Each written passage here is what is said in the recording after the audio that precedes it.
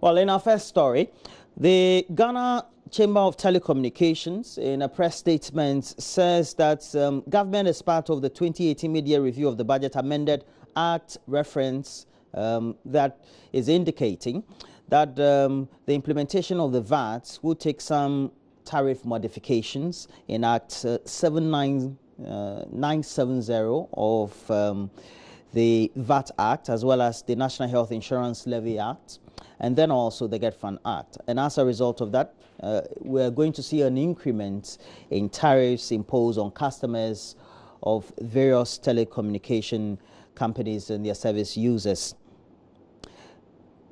In a statement signed by Ken Ashigbe, the Chief Executive Officer for the Ghana Chamber of Telecommunications, it indicated that the government, as part of the 2018 media review of the budget, amended the Act, and the objective was to give effect to the conversion of the National Health Insurance Levy and the Get Fund into levies that are not subject to the input-output mechanism, and delinking them from VAT by removing the option of input tax deducted, thereby giving both levies a unique and different legal identity and distinguished VAT forms. As a result, customers of telecommunications will be notified by their service providers prior to any changes being made, and the expected changes will result in some adjustments in the tariffs levied on, for example, the calls and the data that they use.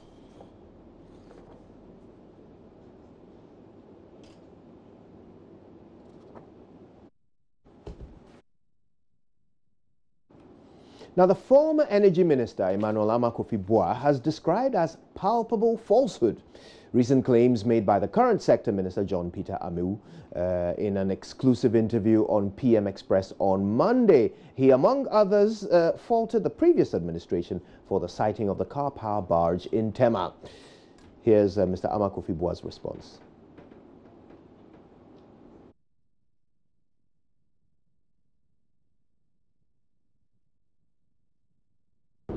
But for the diligence of the minority in Parliament, this country will have been saddled with additional $1.1 billion in extra cost for a plan that will belong to us. How do you spin it like that? When you sign a written agreement, let me make the point. That is now going to save, you're not going to save 50 million. These people said they are coming to collect $150 million.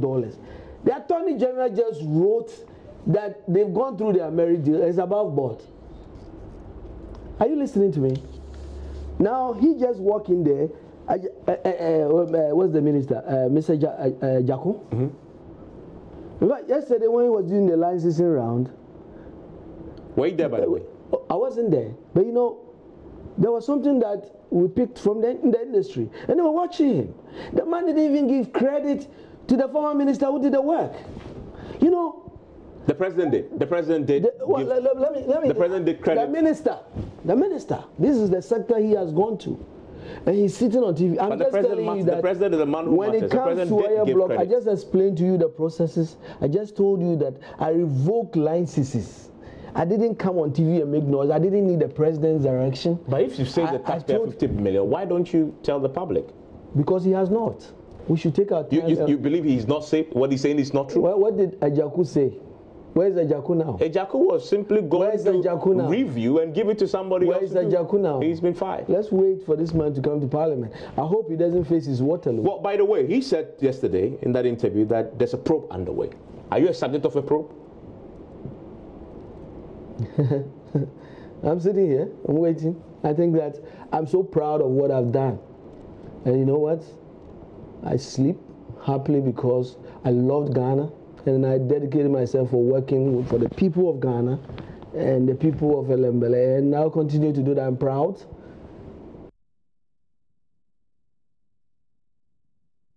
Well, now let's go to the court. And Accra High Court has given former Director General of the Social Security and National Insurance Trust, NIT, Ernest Thompson, and 4 others some 8 weeks to study evidence the Attorney General intends to use against them.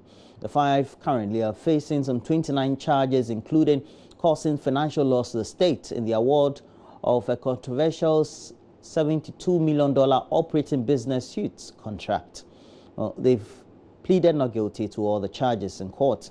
Mr. Thompson's lawyers on Wednesday asked the court for more time because they had not received the documents. Director of Public Prosecution Yvonne Atakra Obuebisa explained they filed the document on September 27 at the court's registry. The judge hearing the case, Henry Anthony Kofi, who was shown copies of the evidence, described it as voluminous and adjourned the case to December 14, 2018.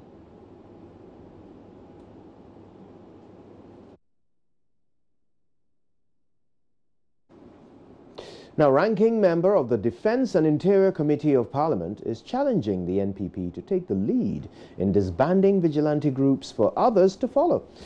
The NCCE has recently been on the case of the two major political parties, demanding commitment to what it describes as a national crisis. Speaking on PM Express with Evans Mensah, the former Interior Minister James Agalga said, until the NPP government shows political will to end the menace, issues of vigilantism will continue to affect national development.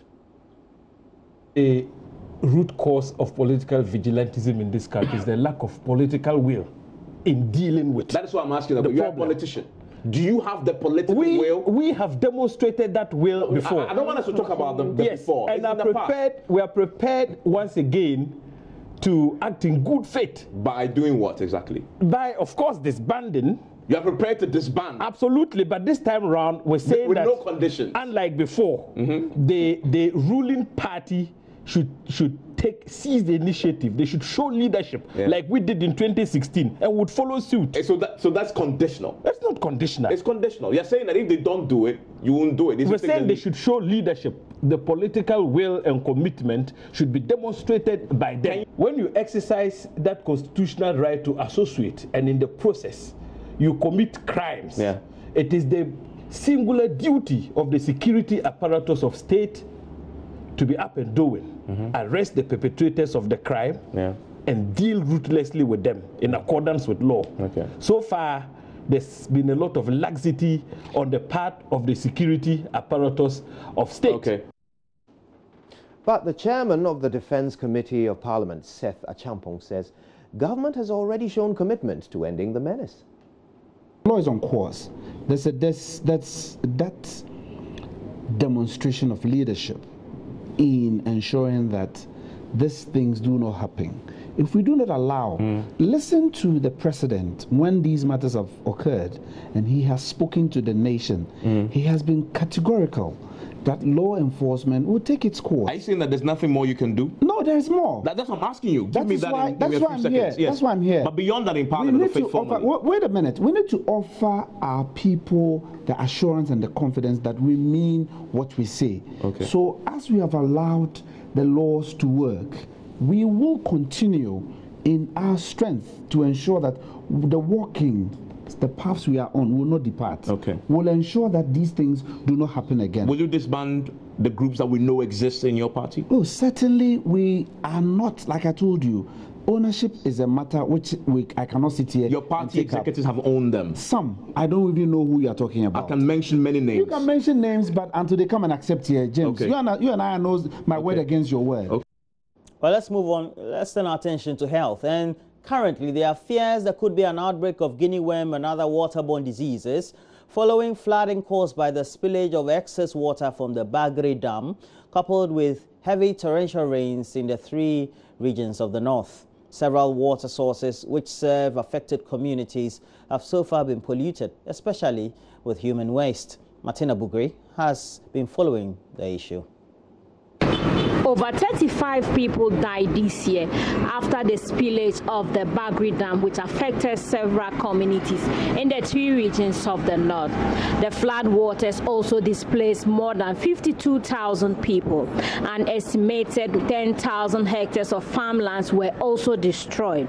The research conducted revealed that several houses and roads were destroyed and domestic water sources contaminated. Presenting tools for filtering water water to communities which were affected by World Vision.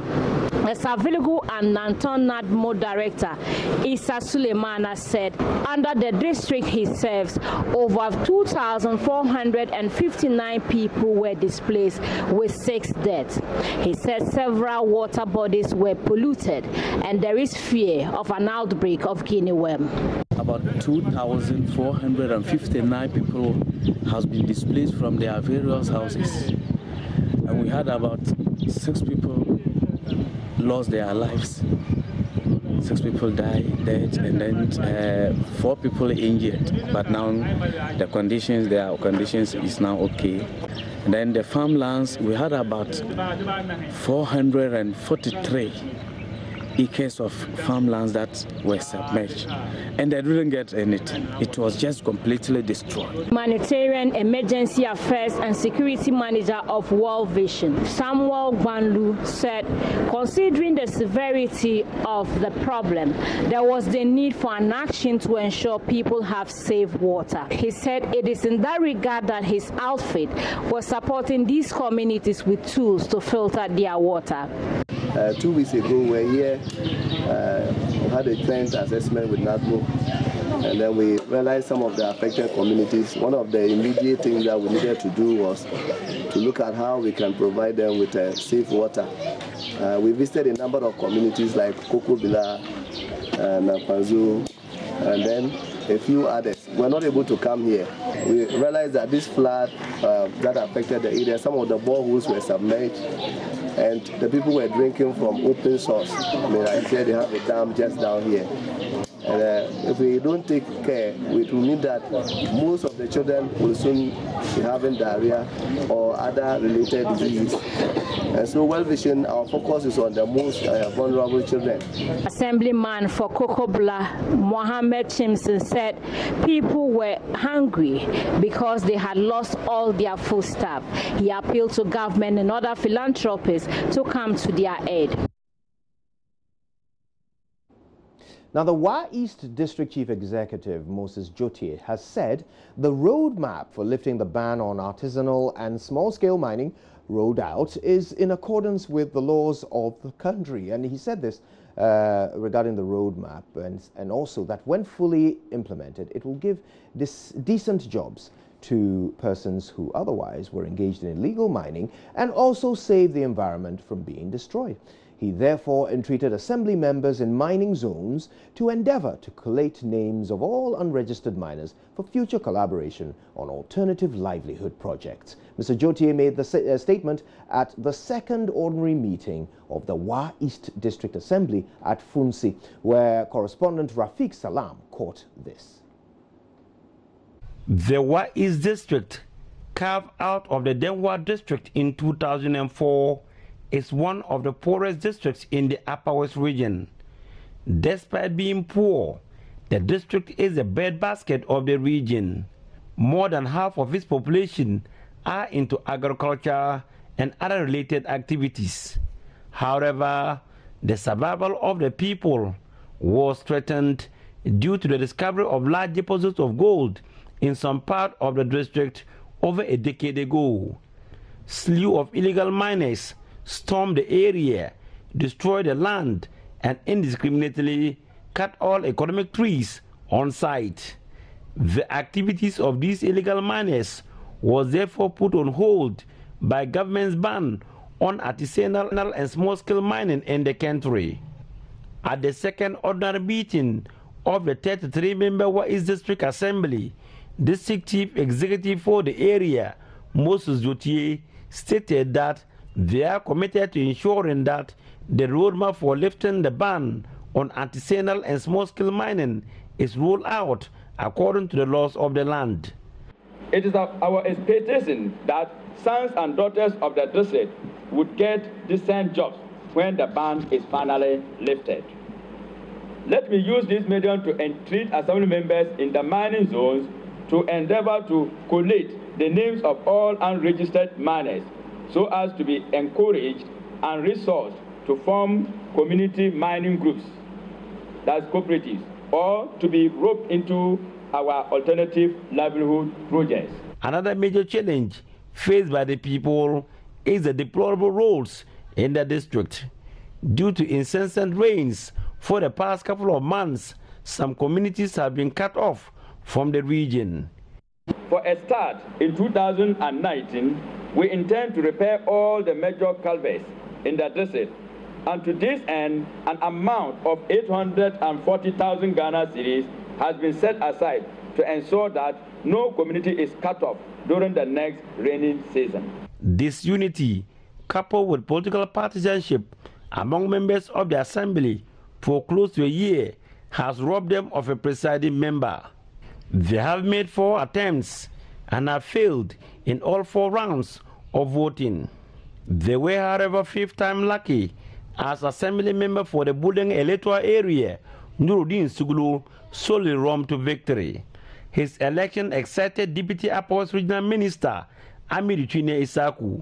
However, he has a stern rebuke for members of the assembly. Reporting for JoyNews, Rafik Salam, Fonsi. Your official name. Oh, here in Kokomemle, we're right here. We're about to review the newspapers, look at the front and back pages of what we have in the studio. We'll look at some online portals, possibly myjoyonline.com and the BBC.